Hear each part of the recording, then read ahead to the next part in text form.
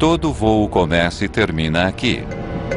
Uma extensão de asfalto queimada por motores a jato e marcada com borracha. Mas nem todas as pistas são iguais. Uma das mais perigosas do mundo é a pista 35L, no aeroporto de Congonhas, no Brasil. É um aeroporto que podia apresentar uma surpresa num dado momento. Em julho de 2007, o voo 3054 da TAM se torna sua mais recente vítima. Desacelerar. Desacelerar. Impossível! A pista deixa 199 pessoas mortas. Ela será cuidadosamente examinada e terá sua história revista. Os investigadores precisam desesperadamente saber por que a pista 35L é tão perigosa antes que mais pessoas morram.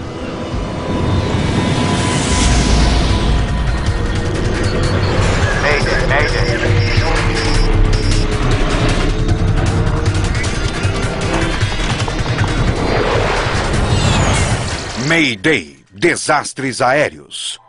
Esta é uma história real baseada em relatórios oficiais e relatos de testemunhas. Tragédia em São Paulo. 17 de julho de 2007, São Paulo, Brasil. Uma forte chuva cai sobre a maior cidade do Brasil.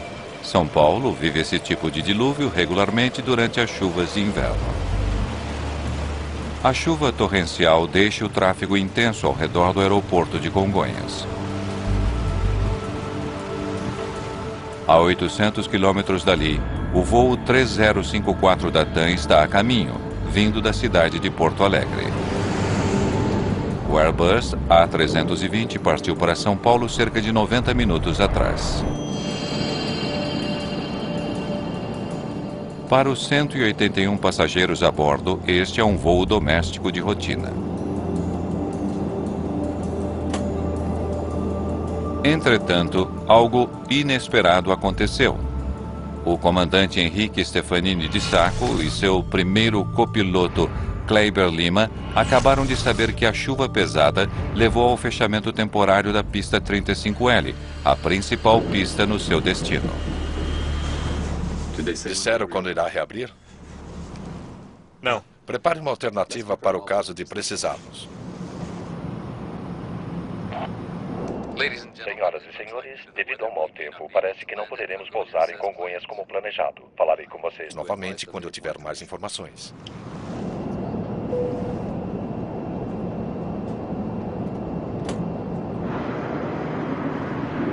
O aeroporto de Congonhas é um dos mais movimentados do mundo. Aviões decolam e pousam aqui a cada 90 segundos, com um fluxo constante de pessoas e carga para os centros econômicos do país.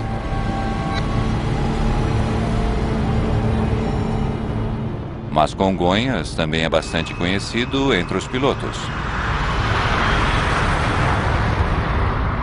O aeroporto fica no coração da cidade, com edifícios de apartamentos, escritórios e ruas por todos os lados.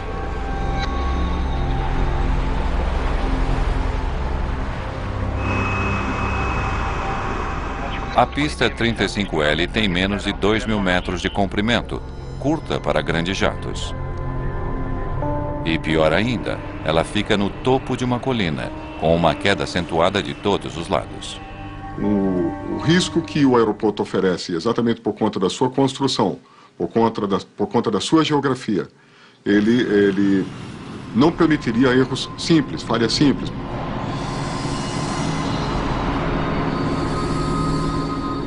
O comandante Carlos Camacho é o diretor de segurança de voo do Sindicato Nacional dos Aeronautas.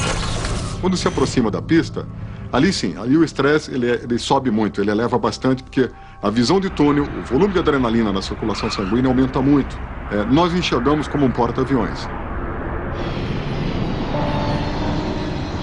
Isso faz de Congonhas um dos aeroportos mais traiçoeiros do mundo.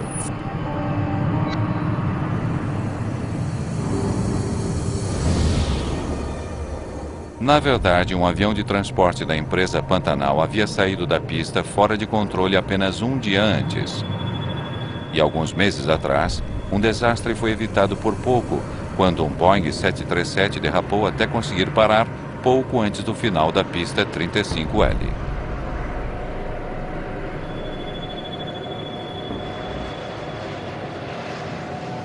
Os pilotos, ao se aproximarem para pouso, para operar em Congonhas, vinham mais preocupados do que se estivesse operando em outro aeroporto nacional. O voo 3054 está em altitude de cruzeiro ao sul de São Paulo, quando a tripulação é informada de que a pista 35L foi reaberta. 3054, a 35L é a pista para o pouso. Não será preciso fazer um desvio. Senhoras e senhores, aqui é seu comandante. Tenho algumas boas notícias para vocês. A pista em Congonhas foi reaberta. Chegaremos como programado pouco antes das 7 da noite. O alívio dos passageiros não é compartilhado pelo piloto. Stefanini tem um desafio adicional neste voo. Lembre-se que temos apenas um reversor. Sim. Só o da esquerda. Ele terá de pousar em um dos aeroportos mais desafiadores do mundo, com uma possibilidade de frenagem menor do que a de costume. Um dos dois reversores de empuxo do Airbus não está funcionando. Eles são projetados para desacelerar a aeronave durante o pouso por meio da reversão dos motores. Fosse eu o piloto no dia daquele acidente, eu estaria deveras preocupado sabendo que um dos reversores da minha aeronave não estaria operando. TAM 3054, permissão para pouso na 35L.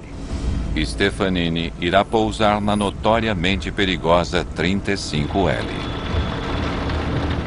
A pista está molhada e escorregadia, ventos de 3308 nós. E quando o avião da TAM que vinha para pouso, ele foi informado que a pista apresentava condições de baixa aderência. O Airbus está em fase final de aproximação. Ainda que o piloto automático pudesse levar o avião até a pista, o comandante decide assumir os controles. Pouso no modo manual. Ele quer usar a maior extensão de pista possível. Ele precisa de cada centímetro que conseguir dela. 35L. 35L. O grande problema que se apresentava era, após o toque da aeronave na pista, que os pilotos tinham que ter a certeza de que realmente conseguiriam parar o seu avião sobre a pista, os seus aviões sobre a pista. Os passageiros sabem apenas que em breve eles estarão pousando.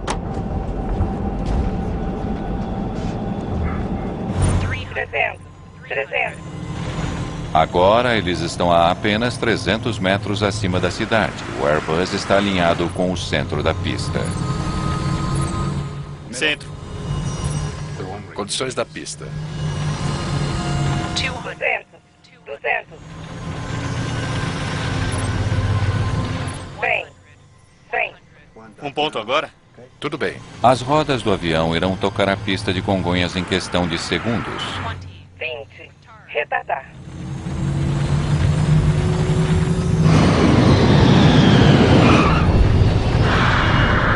Mais importante é o ponto do toque da aeronave. Quando a aeronave toca no solo, é a partir dali que o grande conflito do pouso se instala. O comandante Stefanini usa a potência reversa para o único reversor que funcionava no A320. Ele tinha realmente que ser imediato nas suas ações. Tinha que comandar o reverso operacional, aquele motor que estava com o reverso bom, o mais rápido possível. Tinha que iniciar a desaceleração da aeronave. Mas a velocidade do avião não está diminuindo. Reversor número 1 apenas. A este ritmo, ele irá usar todos os 1.945 metros da pista em menos de 30 segundos.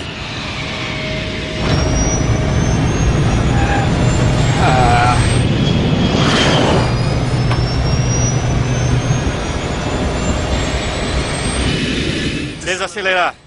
Impossível.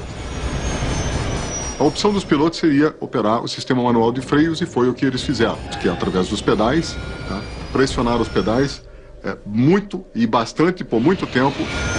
Veja! Agora, Veja! a aeronave misteriosamente puxa para a esquerda. Vire! Vire! É quase como se agisse por conta própria. Meu Deus! Meu Deus!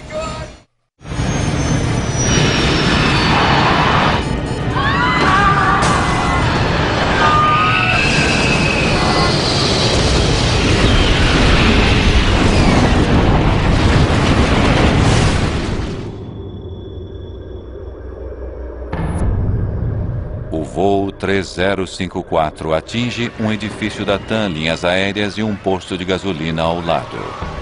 Quase 200 bombeiros correm até o local e enfrentam um violento incêndio com combustível queimando a quase 1000 graus Celsius.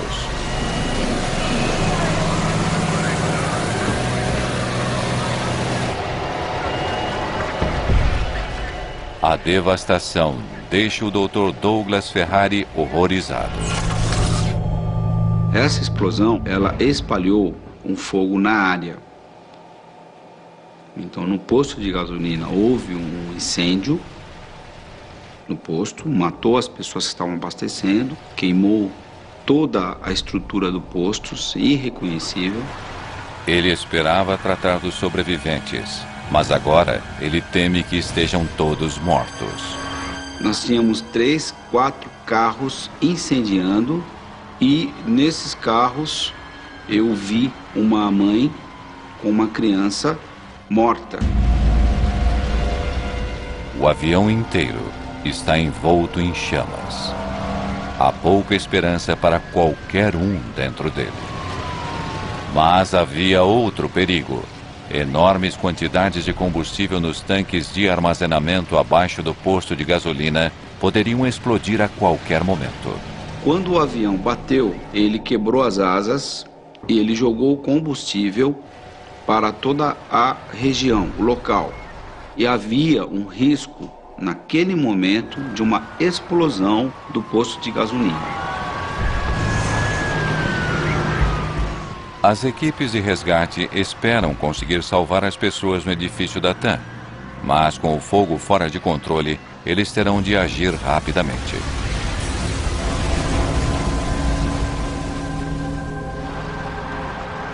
Então a gente conseguia retirar pessoas lá dentro, estava naquela adrenalina de entrar na sala, de atender as pessoas.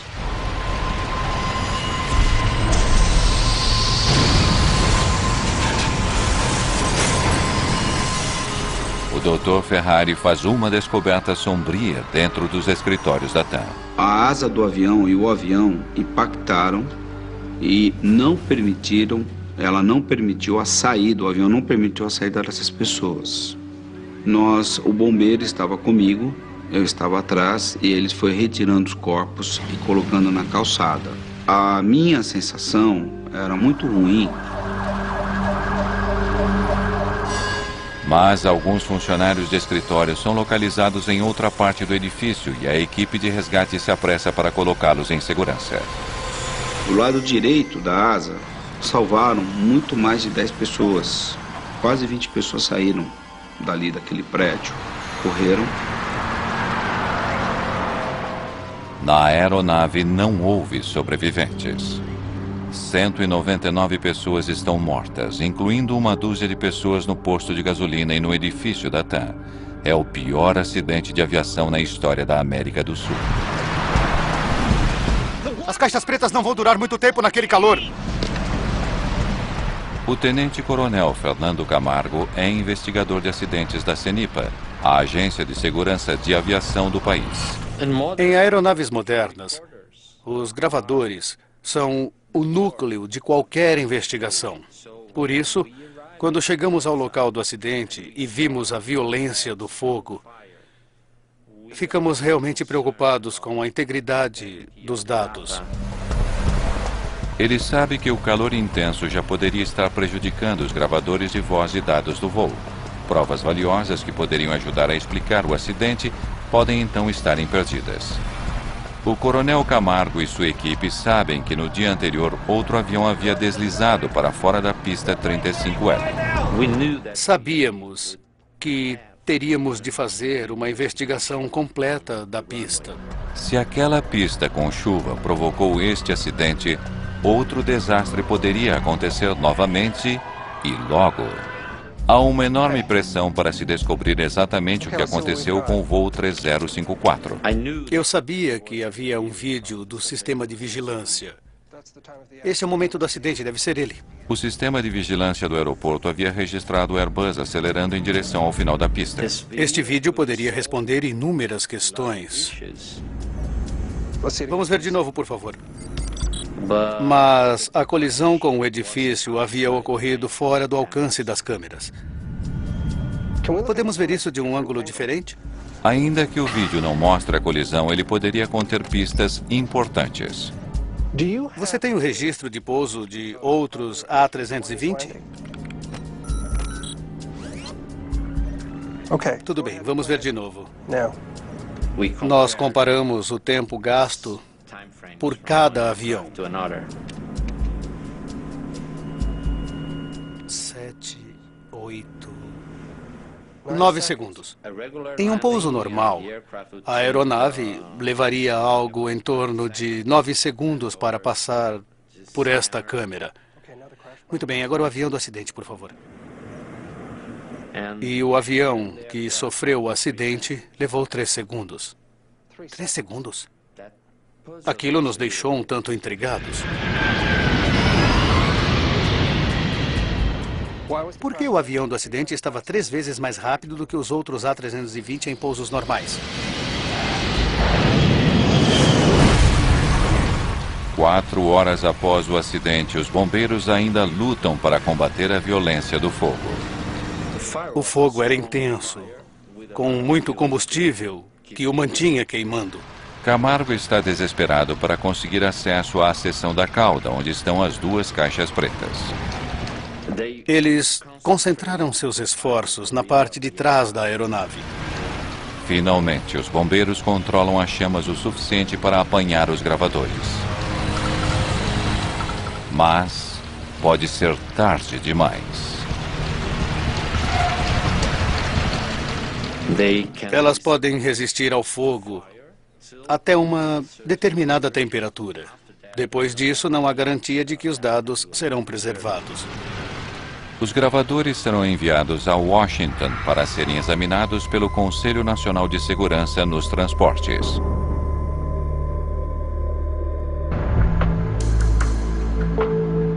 Os investigadores podem então focar na perigosa pista 35L. Eles examinam a superfície em busca de pistas que possam explicar por que o voo 3054 perdeu o controle. Caminhamos pela pista, procurando evidências, marcas da aeronave, o ponto onde ela teria desviado para fora da pista.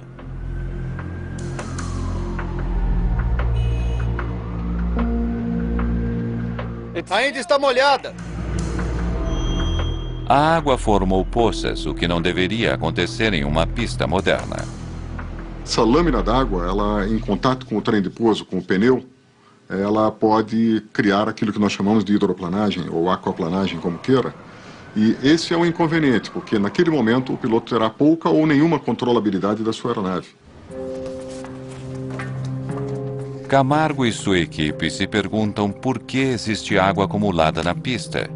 Eles estudam arquivos da agência do governo que administra o aeroporto de Congonhas e descobrem que a pista 35L fora totalmente recapeada apenas um mês antes do acidente. Em 2007, a pista havia passado por uma reforma e ela vinha oferecendo um nível de aderência muito baixo. Havia muitos reportes, muitas informações de derrapagens. Durante anos, os pilotos tinham se queixado sobre as condições escorregadias daquela pista. Eles sabiam que a superfície precisava ser refeita. Isso porque ela permitia o acúmulo de água. 35L, 35L. A pista tinha sido recapeada e isso deveria ter resolvido o problema da água. Ela tinha sido reaberta apenas algumas semanas antes do acidente. A nova superfície parecia ser uma grande melhoria. O aeroporto tinha operado por cerca de um mês, com tempo seco, sem problema algum.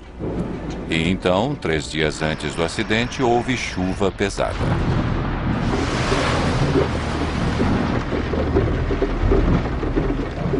E com a chuva, problemas antigos, que supostamente estariam resolvidos, voltaram a surgir. Na noite do acidente, o grande problema que lá havia era ainda a questão da água. Tá? As aeronaves ainda estavam reportando que havia dificuldade para frenar.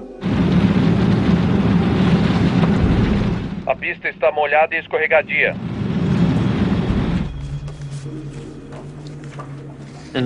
Em tese, não havia mais depressões na pista que permitissem o acúmulo de água. Então, o que poderia estar causando aquele acúmulo de água?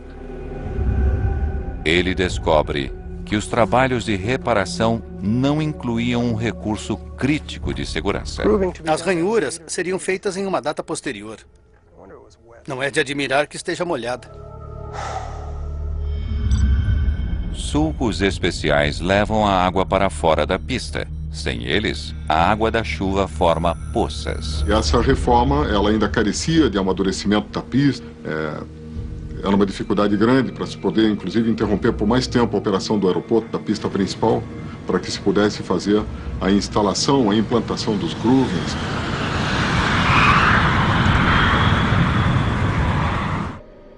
Aumentam as evidências sobre o fato de a superfície comprometida da pista 35L ter tido um papel crucial no pior acidente de avião do Brasil. O coronel Camargo se preocupa com o fato de que as conhecidas chuvas do Brasil possam trazer mais catástrofes na pista. Logo após o acidente, nós recomendamos a suspensão das operações das aeronaves regulares em condições de chuva. As autoridades do aeroporto cumprem a determinação, fechando a pista 35L até que respostas sejam encontradas. Mas a principal pista em um dos aeroportos mais movimentados do mundo não pode permanecer fechada por muito tempo. É preciso descobrir o que provocou este acidente, o mais rápido possível. O foco se volta para os reversores de empuxo do A320.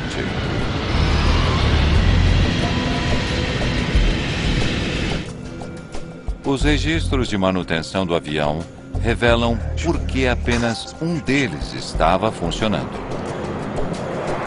4 dias antes do acidente, mecânicos haviam desativado o reversor de empuxo do motor direito para manutenção de rotina. Mas o avião havia voado sem incidentes durante 4 dias. O avião havia não apenas pousado repetidamente com o reversor de empuxo, mas havia também pousado em segurança na pista 35L.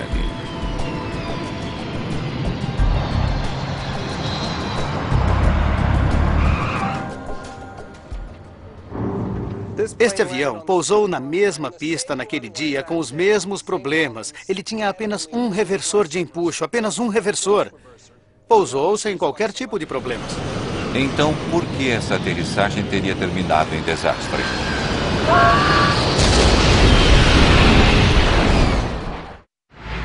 O coronel Fernando Camargo viaja para Washington, Distrito de Colômbia, onde técnicos no Conselho Nacional de Segurança nos Transportes irão ajudá-lo a tentar recuperar os dados armazenados nos gravadores de dados do voo 3054, bastante danificados pelo fogo. Primeiro, eles procuram um chip sensível à temperatura que poderia lhes dar uma ideia dos danos causados pelo calor. Existe um indicador que muda de cor se exposto a uma temperatura superior à qual foi fabricado para suportar. Ainda que as caixas sejam projetadas para sobreviver a um fogo violento de até 1000 graus Celsius, a aparência do chip é preocupante. As placas tinham sido submetidas a um incêndio que ultrapassava os seus limites. Eles testam a placa de circuito para verificar se a memória sobreviveu. Sem os dados, a investigação sobre o voo 3054 seria realmente comprometida. O coronel Camargo pode então nunca saber por que 199 pessoas morreram no aeroporto mais movimentado do Brasil. Entretanto, o teste com a placa de circuito lhes dá esperança. Temos alguma coisa. Felizmente, tudo dá certo e conseguimos recuperar 100% dos dados. As informações lhes fornecem um quadro do desempenho do avião. A velocidade está boa. Nos segundos críticos antes do acidente, Eles desceram. Os freios foram acionados. Freios acionados. os dados confirmam que os freios de pé estavam funcionando corretamente e que o A320 não derrapou ou deslizou. Aqui. Aqui. E então Camargo descobre que os dois motores do avião estavam inexplicavelmente operando um contra o outro. Motor 1. O motor esquerdo do avião estava em reverso para ajudar a desacelerar a aeronave.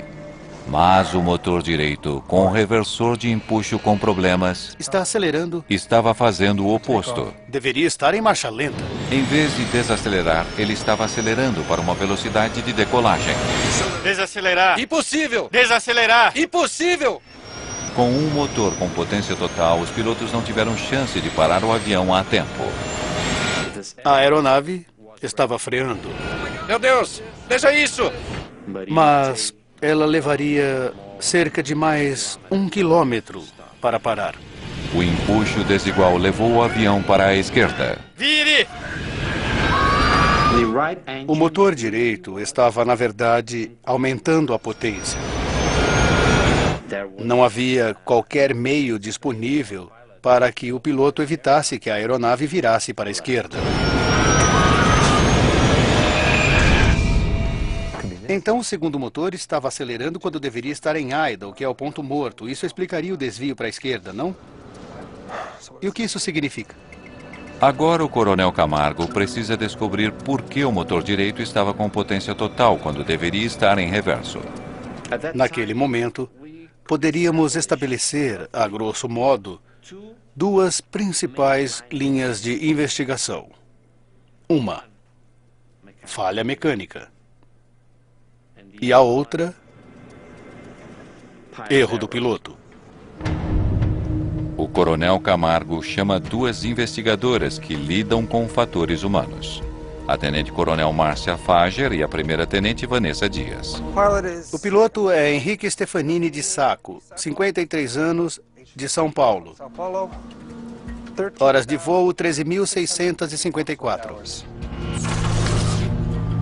Na verdade, o piloto que estava no comando, ele era um piloto muito experiente e conhecia muito bem o avião. Seu copiloto era Aguilar Kleiber Lima, 54 anos, de Porto Velho. 14.760 horas de voo. Quando o piloto vai para a rota, ele já tem o treinamento adequado para ter um desempenho satisfatório, inclusive para as emergências. Seu trabalho é determinar se a tripulação de alguma forma cometeu um erro que poderia ter levado um motor a ficar em potência total. Na máquina, tem programado, foi projetado, então você já pode ir direto ao ponto. Com o ser humano, como é muito diversificado, cada ser humano tem uma forma de pensar, uma maneira de agir, é um desafio nosso a mais a entender. Mas eu não consigo acreditar que esse piloto cometeria esse tipo de erro. Agora a equipe que lida com fatores humanos deve conduzir um estudo psicológico da tripulação para entender como eles poderiam ter cometido um erro fatal. A gente tenta recriar, através da história da pessoa, de cada um dos tripulantes, da experiência que eles tinham. Senhoras e senhores, aqui é seu comandante. Tenho algumas boas notícias para vocês. E criar um cenário para imaginar o que se passou dentro da cabine. O coronel Camargo ainda acredita que o mais provável é que tenha havido falha mecânica. Ele volta então sua atenção para a mecânica complexa que liga os manetes aos motores. Ele precisa determinar se uma falha ali teria levado ao misterioso aumento de potência. Começamos a estudar o sistema de potência. Cada componente do sistema, desde o manete até o motor. Sabemos que não é o FADEC. Não há nada de errado com os motores. Portanto, resta apenas um componente que poderia ter causado o problema: o mecanismo que liga os manetes aos motores. Um dispositivo chamado de Artificial Fuel Unit, ou AFU. Investigadores se perguntam se esse dispositivo falhou, deixando os motores em potência total, mesmo que os pilotos tenham colocado o manete em idle. Entretanto, tal falha é muito improvável. É realmente uma possibilidade remota. Em 400.000 horas de voo, teríamos apenas uma ocorrência como essa. Ainda assim, ele precisa excluir o AFU como possível causa do acidente. Mas ele nem mesmo sabe se a unidade poderá ser encontrada em meio aos destroços. Computadores, todos os equipamentos, tudo havia desaparecido.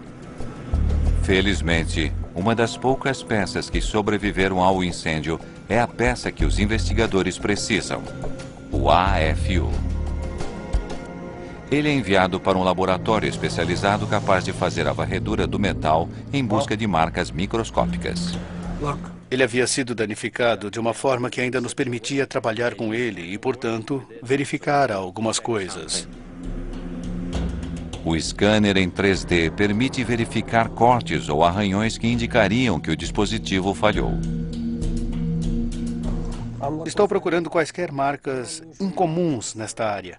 Se conseguíssemos descobrir qualquer marca, qualquer prova da posição desta engrenagem, poderíamos verificar o manete e descobrir a posição real do manete de potência. Mas não encontram qualquer evidência de que o AFU tenha funcionado de forma incorreta. Tudo bem, embale isso e vamos para casa.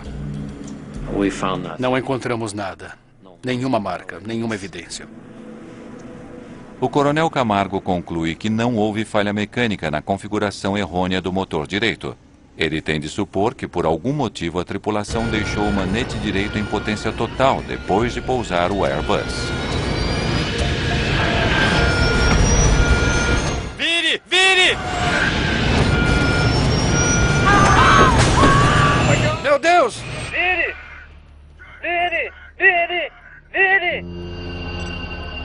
Em São Paulo, a equipe que lida com fatores humanos se volta para o gravador de vozes da cabine, ou CVR. Eles precisam entender o estado mental dos pilotos quando se aproximavam de São Paulo na noite do acidente. Através das informações do CVR, nós podemos ter uma noção de como era a dinâmica da tripulação. Eles constatam que o comandante Stefanini estava bastante preocupado com as condições da pista. Pergunte a ele sobre a chuva, condições da pista, se a pista está escorregadia. Tem aproximação final. 2 quilômetros de distância. Poderia confirmar condições? A pista está molhada e escorregadia. Molhada e escorregadia. Então o piloto vem pro pouso já tenso. Se ele encontra uma situação que é mais crítica do que o normal, com relação à chuva, a pista está escorregadia, essa tensão pode afetar a percepção daquele piloto, a atenção. 35L, 35L. Ao que parece, então, a ansiedade de Stefanini sobre a pista 35L e não a pista em si foi a principal causa deste acidente. Camargo agora se concentra nas ações da tripulação. Acho que está pronto, senhor. Obrigado. Eles precisam entender como os manetes foram usados antes do acidente. Usando o gravador de dados do voo, os investigadores focam primeiro no pouso anterior àquele em Congonhas.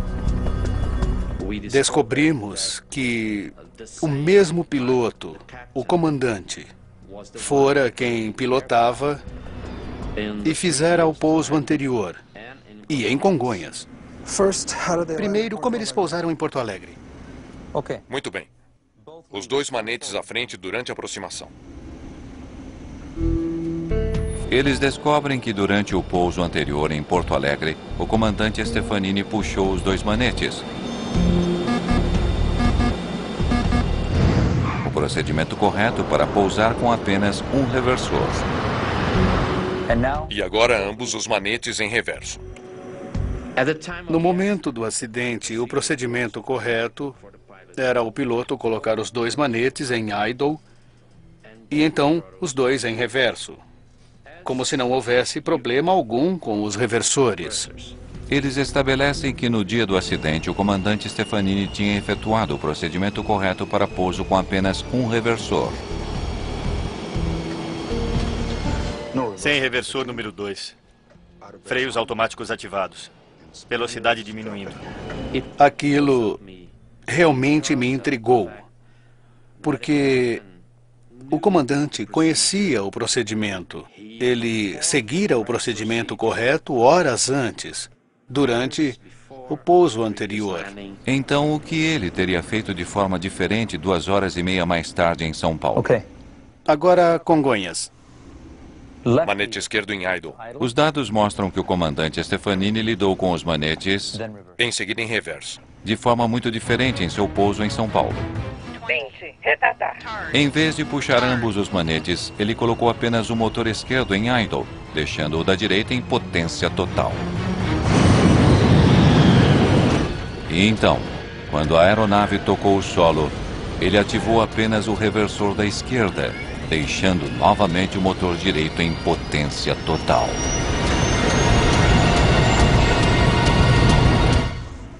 Isso é muito diferente. Eu não entendi. Como alguém que conhecia a aeronave, que conhecia o procedimento correto, que havia executado o procedimento correto, como ele poderia fazer algo diferente? Não parece fazer sentido. Podemos precisar da sua ajuda nisso. Até que Camargo pede a ajuda de outro piloto. Só então ele descobre um detalhe importante que poderia explicar o que o comandante fez. Havia um procedimento mais antigo e ultrapassado para o pouso de um A320 com um único reversor. Poderia demonstrar isso, por favor? O começo é igual, mas há uma diferença importante. O antigo procedimento consistia em levar os dois manetes para idle e, em seguida, apenas o manete correspondente ao motor com o reversor em operação normal seria levado para a posição reversa. Mas não foi isso que o comandante Stefanini fez. Ele deixou o motor direito em potência total em vez de trazê-lo para idle. Se ele estava tentando o procedimento antigo, ele não o fez.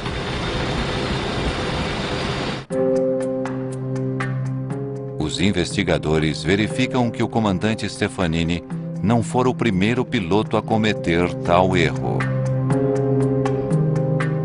Vários acidentes tinham acontecido ao redor do mundo, e a causa era idêntica. Pilotos lidando de forma incorreta com o procedimento de pouso no caso de um reversor fora de operação, levando inadvertidamente um manete em potência total. Aquele antigo procedimento tinha levado pilotos ao erro. A Airbus finalmente alterou o procedimento para reduzir precisamente o risco daquele erro. O fabricante mudou o procedimento e determinou que ambas as manetes de aceleração dos motores viriam juntas para a posição idle, para a posição marcha lenta, e em seguida, após o toque, ambas viriam para a posição reversa. O comandante Stefanini estava familiarizado com o procedimento novo e com o antigo para pouso com reversor com problema. Ao que parece então, no voo 3054 é que ele pode ter tentado usar o antigo procedimento.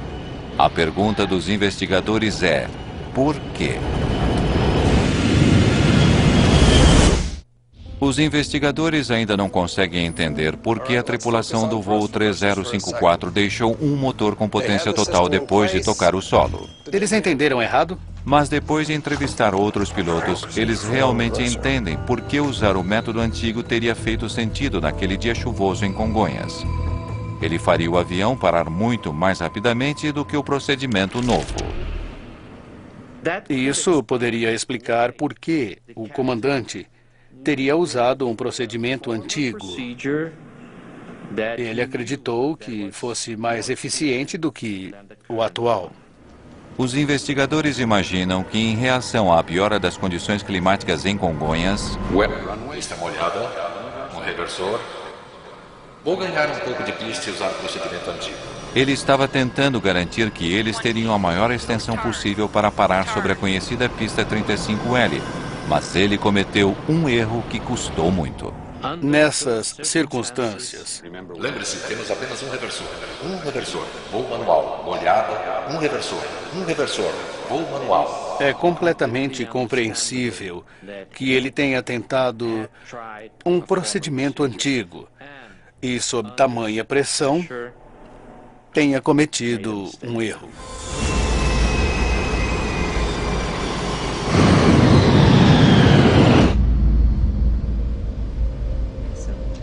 A primeira-tenente Vanessa Dias recria os momentos finais do voo em um simulador.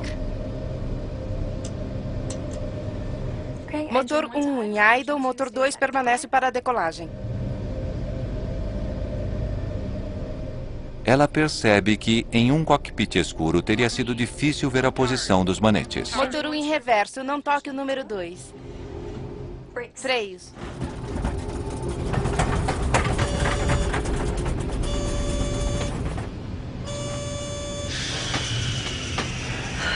Muito bem. Terminamos. No simulador, nós temos como programar toda a circunstância. Então, colocar o horário próximo como estava acontecendo, nublado, chovendo, com a pista molhada, com a pista escorregadia, com a circunstância dos manetes estarem na posição. E nessas circunstâncias, nós também saímos da pista e tivemos um acidente no simulador. Agora, a Tenente Dias acredita entender por que o voo 3054 da TAM terminou em tragédia. O comandante Stefanini fez tudo o que podia para garantir que o A320 pousasse na pista 35L com a maior extensão de pista à sua frente quanto possível. Pouso no modo manual. Mas a perspectiva de pouso na traiçoeira pista o tinha deixado tão tenso que ele cometeu uma falha em um procedimento simples. É possível que essa tensão possa bloquear uma resposta motora dele que seja necessária, pode afetar a prontidão que é necessária para dar um retorno.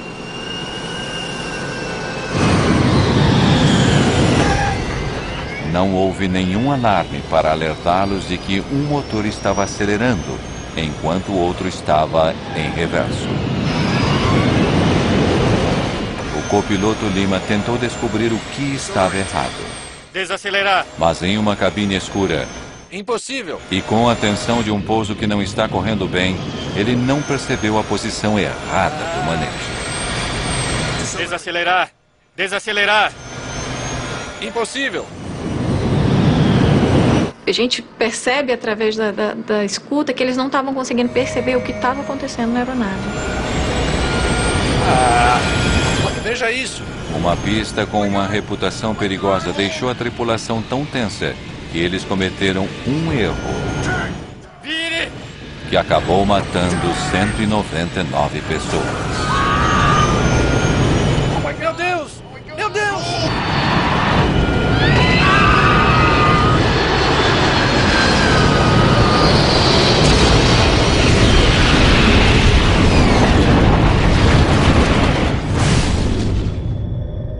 Desde o acidente com o voo 3054, as pistas em Congonhas receberam ranhuras e são inspecionadas regularmente.